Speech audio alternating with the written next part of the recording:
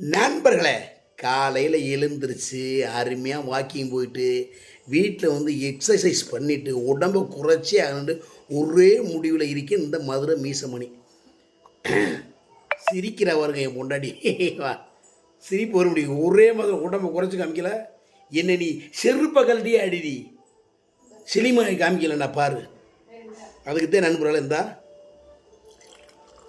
காணப்பயிறு காலையிலே சூப்பு, சுட சுட காணப்பயிறு சூப்பு நண்பர்களே. வாக்கிங் போய் எக்ஸசைஸ் பண்ணிட்டேன். உடம்பு ஒரே மாதிரி குறைக்கிறான். சினிமாவில் ஹீரோவாக ஆகுறான்.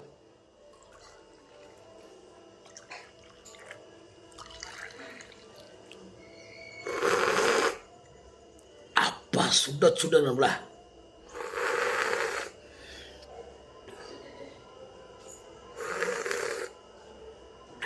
செம்ம டேஸ்ட்.